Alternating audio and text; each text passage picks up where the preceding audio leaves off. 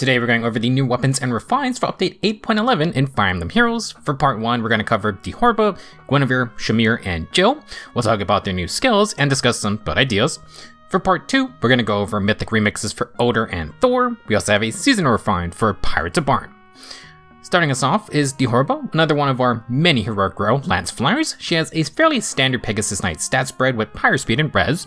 With this update, Dithorba gets a new weapon, the Heavenly Icicle, 16 might weapon. Foes within 3 rows or 3 columns are affected by 3 effects. They lose -5 speed and defense in combat, they lose 1 follow-up attack, and they will take 1 free follow-up attack from Dithorba's team. For her own combat, if above 25% HP, Dithorba inflicts -5 attack and gets 40% damage reduction for first attacks with an S. Heavenly Icicle is basically a speed and defense crux weapon, except its added on is a follow-up denial effect. In other words, it's an Omnibreaker long-range support effect. Pretty neat. For the refine, she gets near trace contour remaining +1. If initiating or within 3 spaces of an ally, Dithorba inflicts another -5 to attack speed and defense, and neutralizes the foe's attack speed and defense field buffs. She then deals true damage equal to X times 4. X is the number of allies within 3 spaces of Dithorba, plus the number of foes within 3 spaces of the target. This will include the target, so you need a combination of 3 other allies or enemies in these areas to get the max 16 true damage. Overall, with her crux effects, Dithorba inflicts -10 attack speed and defense, and has low attack speed and defense to mess with field boss. She has Omnibreaker support, 40% DR, and a potential 16 true damage if you fight near allies or near a lot of enemies. Dithorba also has built-in contour remaining, +1, bit of a mixed bag of effects, but not bad all around. For playstyles, Dithorba can opt for combative builds, but she doesn't have the craziest set of effects. Excel or Pegasus Rift can add flat DR to Heavenly Icicle's 40% damage reduction. Pegasus Rift would double stack Omnibreaker effects and increase the speed roll for the enemy. It's a little odd, but that can work out for survivability. You would need to maybe build more res though. Now, for other defensive perks, Flowguard for his Scowl can prevent special counters, and maybe you can pair this with flared A skills or fortifications to lay down some Divine Veins. Rain Snap or Endless Tempest could grant 3 movement to help get in and then get out via the Refine's Kanto. For cooldown and true damage stacking, Momentum would be fun. Dithorba doesn't have the best cooldown spamming capabilities, but with the refined Momentum, that's possibly 30 plus true damage per hit. Maybe you can proc a no quarter on a follow-up. Instead of pure combat, Dithorba can lean into her support capabilities. Heavenly Icicle can be very good with the new speed and defense Detect B skill from the upcoming Ninja banner. Detect is a new type of snag debuff. Dithorba doesn't have extra actions, but she can inflict exposure, and then Detect applies -5 speed and defense with low speed and defense to foes with exposure active. With Heavenly Icicle's Crux, you could inflict -10 speed and defense total from very far away.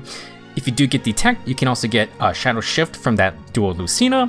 It's not going to proc Detect again, but with her built-in Kanto, Dithorba can move 2 allies forward and then support from the back. You could also use other buffing skills like Air Orders 4, Rain Snap, Guidance Force skills, and even in the Crux C skill, a lot of potential in combat debuffs. Overall, Dithorba brings a neat support effect. Now follow-up isn't uncommon, but that follow-up denial will check faster units, and flyers have a couple ways to stack long range in combat debuffs. Of course, for the more traditional combative rope, stuff like Excel and Momentum do fit Heavenly Icicle's effects. There is some potential for a good amount of true damage stacking. Next up we have Guinivere, who's a blue true mage with some decent speed and res. Her Aureola tome got some updates and has some similarities with her legendary ult. This 14 might weapon is effective against mages and grants +3 res. If Guinivere fights, she heals 7 HP after combat within 2 spaces. Now, if initiating or near an ally, Guinivere gets +5 to all stats and disables adaptive damage effects. She deals true damage equal to X and gets flat DR equal to 40% of X. This X value is the highest total field buffs among Guinivere and allies within 2 spaces. Aureola retains all its old effects, but now grants bonus defense as well. Guinivere gets true damage and flat DR. You take the highest total number of field buffs, so the true damage portion is basically just better treachery. With full +6 buffs, that would be 24 true damage per hit. The flat DR amount is 40% of that value, so fully buffed up, that's 9 flat damage reduction. Guinivere is another appreciator of Eighthir's +3 field buff effect. Now for the refine, every turn if within 2 spaces of an ally, Guinivere gets or grants +6 speed and res field buffs and the status to neutralize stat debuffs in combat. If the foe initiates or has more than 75% HP, Guinivere gets +5 stats, no guard, and inflicts guard on the foe. So obviously, the speed and res field buffs are to go hand in hand with Aureola's new true damage and flat DR effect. Try to get attack and defense field buffs if possible. Meanwhile, Guinevere can protect allies from field debuffs, which is very good effect to have. It can sort of counteract panic as well. For combat, no guard is good for consistency, but Guinevere doesn't have sling. Guard is fine, but many effects can bypass it for cooldown. Now, Guinevere herself may abuse those type of skills. For playstyle, OG Guinevere now has similar traits to Legendary Guinevere. This includes flat damage reduction and true damage, which means Lagu's friend can also work for this version. Aureola wants full field buffs, so Guinevere wants attack and defense buffs. You can get attack and defense oath and the fun close bonus doubler. Lagu's friend will work with the 3 cooldown flare. With no guard, after taking a hit, Guinevere can fire back a deer piercing flare, and it can heal as well if needed. Now if you want to use Emblem Ike's Ring, you're going to need Times Pulse in that C slot or the Echo version. For this type of build, and just in general, Eikthenir really shines for Guinevere. He provides attack and defense field buffs to complement Guinevere's speed and res. You then add +3 to each buff for a total of +9 to all stats. That's going to be 36 true damage per hit now, and 14 flat DR. Lagu's Finish is going to add to both of those values. For other skills, Guinevere can use Resonance. She may need some investment from Dragonflowers and her merges. If you don't have merges, you may need a boost Icicle or Squad A Seal. Try to hit 45 HP for 50% DR piercing, with 50 HP being the end goal. For the other DR piercing options, Guinevere can use Magic No Follow. She has half a tempo already, but tempo 4 is another option. For some % DR sources, you could use Remote A skills or LC Disrupt 4. Now if you did want to add some support capabilities, you could try to stack flat resistance for ploy skills. The new Speed and Res Discord has some true damage based on speed 2 if you want to use that. Still, water skills aren't going to help against physical threats, but Guinevere can just try to duke it out with other mages using her effective damage. A lot of offensive mages may use Desperation, Sweep effects, or high % DR effects. Having Hardy Bearing, LC Disrupt, and a DR piercing skill can help counter those. With no Disrupt Echo, it is possible to have all 3 effects at one time. Overall, very stat related refined, Guinevere wants full field buffing, and she can protect your team from field debuffs. Mage effectiveness is a rare trait, so do be careful if you try to have a spell-slinging match with the enemy Guinevere now. Our third refined goes to Shamir, who's a great infantry archer with good attack and speed. Shamir's Survivalist Bow was basically a pseudo fire sweep weapon, and Shamir will continue to want to avoid taking any hits back. This 14-mate bow has accelerated specials. If Shamir initiates or is adjacent to 1 or fewer allies, she gains +6 attack and speed, -1 instant cooldown before her first attack, and if the foe has more than half health, then Shamir blocks their counterattack. Survivalist Bow protects Shamir with a sweep effect, and the HP threshold has been lowered to 50% now. Shamir now always procs this weapon on the player face, since before it did require her to be alone. In addition to the bonus attack and speed, the -1 instant cooldown is quite nice. Lots of infantry skills to abuse that with. For the refined, if above 25% HP, Shamir inflicts -7 speed and defense debuffs and the sabotage status onto the closest foes, plus any foes within 2 spaces of that. For combat, if above 25% HP, Shamir gets +6 attack and speed, neutralizes attack and speed debuffs, and she deals true damage equal to 20% of her speed. Shamir gets a fairly straightforward refine. She now has support capabilities, though it's targeted at helping physical damage dealers. The -7 speed and defense will always hit someone, and then sabotage can double the effect while also barring from nearby foes in case the actual debuff is neutralized. Hopefully Shamir can double with her high speed, and she will add true damage with the -1 instant cooldown to improve her damage output. Shamir has no defensive perks besides her sweep effect.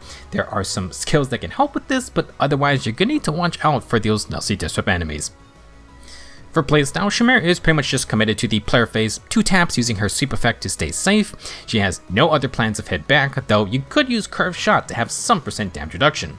Curve Shot's going to be on a 1 cooldown, and it's going to proc instantly with the -1 instant cooldown. Finish can add 5 true damage, and Shamir needs no follow-up to ensure she doubles. With the tier 4 version, she will get the 50% DR piercing on all hits. If you don't want to run Deadeye, then it's another must-have perk. Speaking of Deadeye, you can either go for the first shot activation or proc it on the follow-up. For follow-up shots, Temple's No Guard will be important. If you do want to run into multiple layers of Scowl, you may need some other cooldown effects like Flashing Blade, Flash Sparrow, or a Times Pulse Precharge. Someone like Volan Veil can prevent Deadeye from proccing on the follow-up, so if you need to have it, then you gotta go for the immediate activation. It may be overkill, but this is a reason you may want to stack instant cooldown with the new Refine, Creation Pulse, or Rally Spectrum type support. Since Shamir is a very basic initiator, you may also want to try for the higher damage specials. 4 cooldown Astra or Dragon Fang might be worth it, even though it's going to require more cooldown skills. For other options, Shamir can utilize support C skills like Infantry No Follow or Oddspeed Wave 4. She can get no follow while buffing allies. It will require 2 statuses on Shamir or the enemy, but the new Slice with Sparrow has a use. The +8 attack and speed and 5 true damage. This technically outdoes finish 4 if you're not going to go for the instant special trigger. Another option will be Hexblade for adaptive damage. Flash Sparrow is good. In the B slot, Assassin Strike is fine. While Tempo 4 has the 50% DR piercing effect, we have a speed and defense Tempo 3 Sacred Seal Shamir can use. If you want some self buffs, Oath 4 has Warping, but Insight would offer more stats. In conclusion, Shamir fully commits to her sweeping 2 taps. She does add some Devo support now, which you can add to, but Shamir herself is a pretty basic attack and speed, full glass cannon type attacker. Our last refine for part 1 is for Jill. She's a flying axe unit with some good attack and speed and some defense. Similar to Shamir, Jill's not really going to want to get hit if possible. Talregan Axe got one major update. This 16-might weapon accelerates specials. If Jill initiates or is near an ally, she gets +6 attack and speed and breath type cooldown. She also has an any HP desperation effect. The breath type cooldown is new, and this is great for Jill's slaying. While Shamir has a sweep effect, Jill's gonna go for desperation. She wants to get that 2-tap KO, otherwise Jill's in trouble. For the refined part, Jill gets near trace contra remaining +1. Every turn if within 3 spaces of a melee ally, Jill will buff herself and those allies with +6 attack and speed, +1 movement, and the no follow-up status. For combat, if above 25% health, Jill gets another +6 attack and speed, and true damage based on 20% speed. Jill's another full offensive unit. She has 0 defensive perks besides Desperation. With the Refine, Jill's going to have the Desperation plus no follow-up combo, so if she outspeeds, she will double. However, Desperation is countered by Hardy Bearing, so watch out. Now to actually get no follow-up as well as her +6 attack and speed with +1 movement, Jill needs melee allies. This is like a modified Rain Snap, but the +1 movement can also go on melee Cavaliers. 4-move Cavs are kinda just seemingly the new norm at this point. Now for Jill, she gets Kanto, which is nice to get in and get out. It's a very simple initiator game plan. For builds, Jill is similar to Shamir. Jill will have extra movement though, and she needs to outspeed to Desperation Double with no follow. With Slang and Breath type cooldown, she's set up to run no quarter for DR piercing. Jill can proc it on her follow-up, though she would appreciate any partial piercing effects like from Legendary Camilla for extra damage. Unfortunately, Jill may fail to proc no quarter against guard and tempo effects. This is where momentum can come into play. Not only is the true damage part great, but with 3 movement, Jill can get the -2 instant cooldown. This means potential instant no quarters, although that can then be countered by Scowl. You could go for AoE specials via momentum, but Jill will need another -1 cooldown, perhaps use Emblem Art's Ring. Besides the fancy momentum, Jill mainly just wants any extra damage and speed she can get. Clash 4 can help neutralize debuffs, and Deadly Miasma neutralizes enemy field boss. You can do Flared Strike, and Verge of Death can counteract panic effects. From the Ninja banner, Slice with Sparrow can be used here since Jill gives herself 2 statuses. We don't have Finish for Flyers, so the +5 true damage part is appreciated. To get some defensive perks, Potent and Excel have % DR and flat DR respectively. Ideally, Jill isn't getting hits, but that's not always realistic. If you want, or you're just on a budget, you can also use Wind or Water Sweep. That way you at least have some kind of a backup plan if the foe has Hardy Bearing or Jill can't get the KO. For some other skills, Odd Defense Wave 4 would be nice to have for another field buff and tempo. The problem is that Jill needs to win a defense check for the tempo part, and her Refine gives 0 bonus defense. That might be an issue. Fatal Smoke could be good if you want to stop healing or Miracle, and then Defense and Rest Smoke can be good for Pathfinder. With her extra movement buffs, that could be easier to set up for follow-ups on your team. Speaking of which, Gale Force is an option, but again, Guard and No special charging may prevent its activation. If you're running a Gale Force team, hopefully you got some other cooldown skills to make it easier. While you can use Wings of Mercy Echo with your B skill of choice, you could also just run that in the B slot. Jill may be better off as a secondary initiator while buffing up a stronger Gale Forcer first. All in all, Jill has some very strong set of support skills. A certain samurai wannabe with a 11 sword would easily love +6 attack and speed, +1 movement, and no follow. That applies to a bunch of melee threats, and again, Jill can create 4 moving Cavaliers as well. Combat-wise, Jill may run into some consistency issues. She's reliant on no quarter for DR piercing unless you get other supports, and a great guard effect will stop the no quarter proc on a double. Momentum can be good, but even that isn't foolproof. Regardless, this is a very fun refine. Jill has a lot of good skills to work around, so build options should be fairly flexible. That'll be it for part 1 of the update 8.11 refines. Let me know your thoughts and share your own build ideas with everyone in the comments. Next up, we're going to talk about Oder, Thor, and then Pirate Tabarn. That Tabarn Refine is making me a bit sad that I never did get that alt. We'll talk about why, plus go over the new Mythical remixes shortly. Thank you for watching, and I'll see you in the next video.